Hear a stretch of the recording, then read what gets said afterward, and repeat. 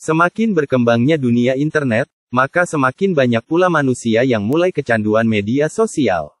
Dari mulai media untuk silaturahmi sederhana, sampai personal branding untuk kepentingan bisnis.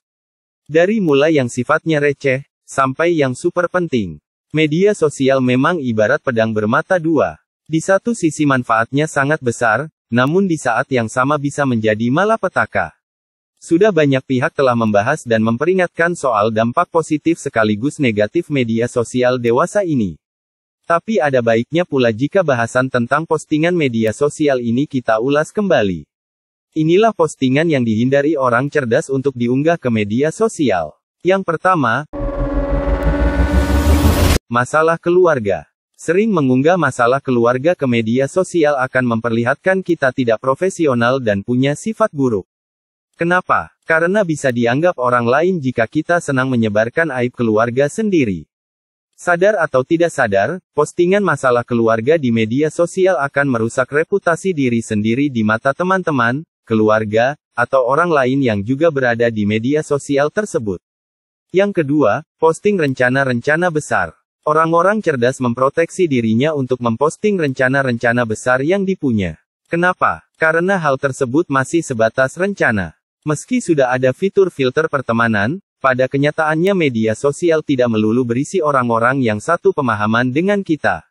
Orang cerdas cenderung akan memilih untuk memposting sesuatu dari keberhasilan rencana yang telah dia buat. Ketiga, tidak mengumbar masalah percintaannya.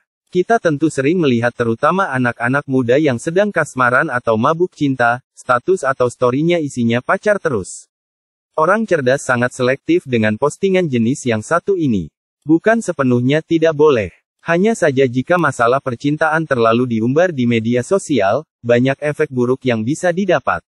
Dari status bucin, budak cinta, sampai cap alay bisa disematkan orang-orang yang sering mengumbar postingan masalah percintaan di media sosial. Cinta yang dewasa tidak perlu dipublikasikan. Karena jejak digital masalah percintaan di media sosial berpeluang besar menjadi hal yang memalukan di kemudian hari. Yang keempat, mengumbar harta kekayaan. Hal ini tentu saja akan menimbulkan pro dan kontra bagi setiap orang sehingga perlu ruang diskusi yang lebih luas. Tapi yang perlu ditekankan, mengumbar harta kekayaan di media sosial punya banyak dampak negatif. Dari mulai niat pelaku kejahatan, kecemburuan sosial, sampai prasangka buruk. Orang-orang cerdas akan banyak berdiskusi dengan akal, bukan dengan emosi. Dan orang-orang cerdas selalu memanfaatkan media sosialnya dengan bijak. Meski kenyataannya, postingan-postingan seperti ini laris manis jika dijadikan konten untuk menarik jumlah audiens. Nah, itulah beberapa ciri orang cerdas memposting. Jika teman-teman punya ciri orang cerdas tentang memposting di media sosial, boleh ditambahkan dalam kolom komentar.